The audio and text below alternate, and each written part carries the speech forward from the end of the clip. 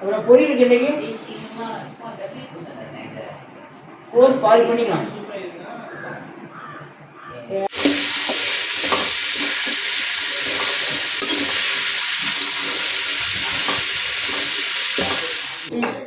சென்னாக்குண்ணியும் பப்பாளி காயும் வச்சு ஒரு குழம்பு செய்ய போகிறேன். நல்லா நல்லெண்ணெயை ஊற்றி நல்லா வதக்கி அதை தனியாக எடுத்து வச்சுக்கணும். அடுத்து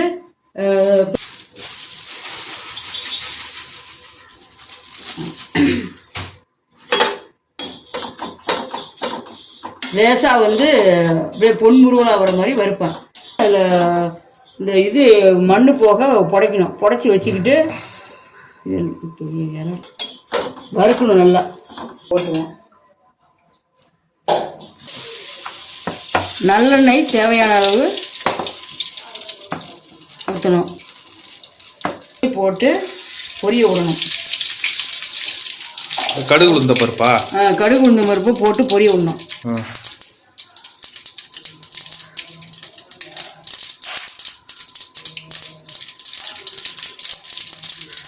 வெங்காயத்தை போட்டு வதங்க நல்லா பாரு போட்டுருவோம்.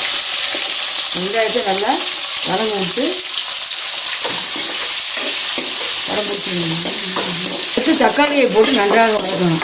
நல்லா வதக்கி நல்லா வதக்கணும். சீக்கிரம் வதங்கிடும்.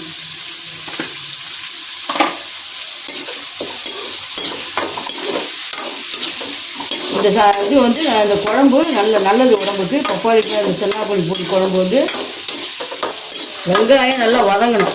இது வெங்காயம் தக்காளிலாம் வதங்கிடுச்சுன்னா வெந்தயம் ரெண்டும் கொஞ்சம் சிறிதளவு போட்டு வெறும் வானலில் வறுத்து அதை பொடி செய்து வச்சுக்கணும். பொடி செஞ்சு வச்சுக்கணும். எள்ளு கொஞ்சம் வெந்தயம் கொஞ்சம் நல்லா பொடி செஞ்சு வச்சுக்கணும். காரம் கம்மியாக வேணுங்கிறவங்க கம்மியாக போட்டுக்கங்க. சொல்லு. 2 ஸ்பூன், 1 ஸ்பூன், 1 ஸ்பூன் போட ஸ்பூன் போட்டாலும் போடலாம். மிளகாய்த்தூள்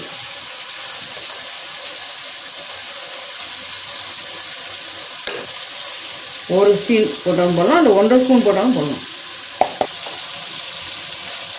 நல்லா போட்டால் பிடிக்கும். மீன் குழம்பு மசாலா சிறிதளவு பப்பாளிக்காயை அதில் போட்டு நன்றாக வதக்கவும். வதக்கி வைத்திருக்கும் பப்பாளிக்காயை அந்த மசாலாவோட போட்டு நன்றாக வதக்கவும். போட்டு நல்லா வதக்கணும். அது நன்றாக வதக்கணும். நல்லா வதக்கணும். வாசனை போகிற மாதிரி நல்லா வதக்கிட்டு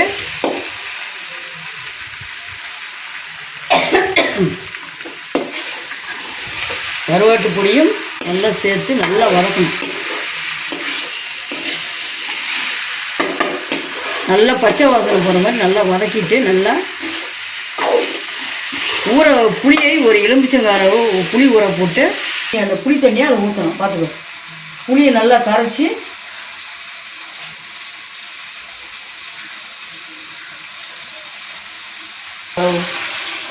பப்பாளிக்காய் வதக்கிட்டு இருக்கமே அந்த தண்ணியை வந்து புளி தண்ணியை இதில் ஊற்றணும்.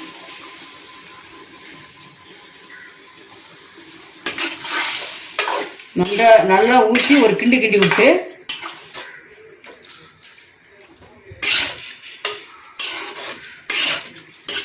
உப்பு தேவையான அளவு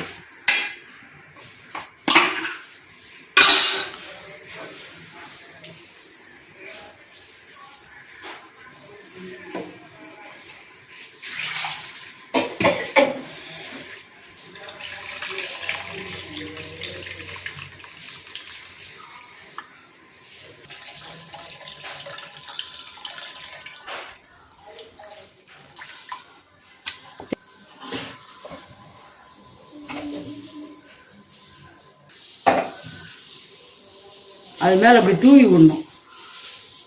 வாசனை வெந்தயம் எள்ளு கொஞ்சம் எள்ளு ரொம்ப போடக்கூடாது. சும்மா கொஞ்சம் அப்படியே மேலே தூவி விட்டால் நல்லா வாசனையாக இருக்கும். போட அப்படி இப்படி ஒரு தேங்காயும் ஒரு பூண்டும் அரைச்சி வச்சுருக்கோம். அதை நல்லா ஊற்றி கிண்டி விடணும்.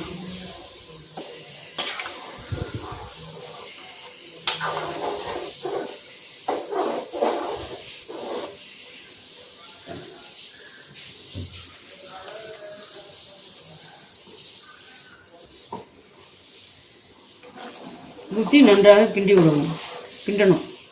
கிண்டா அந்த எல்லாம் அப்படியே சேரும். அதில் போய் 2 மாங்காய் துண்டுகளை போடணும். இல்லை 2 மாங்காய் துண்டில் அப்படியே எடுத்து போட்டால் நல்லா இருக்கும்.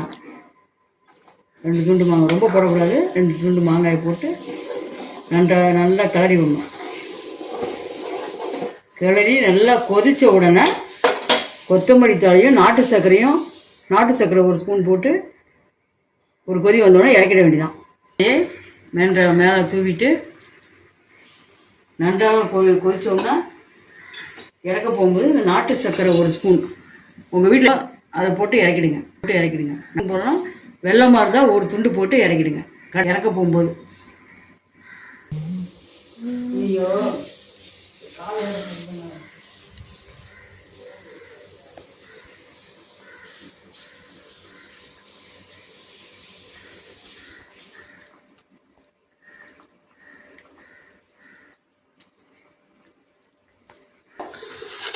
நாட்டு சர்க்கரை அல்லது வெல்லம் போட்டு இறக்கிட்டிங்கன்னா சுவையான சென்னாகுனி பப்பாளி குழம்பு ரெடி ஆகிடும்.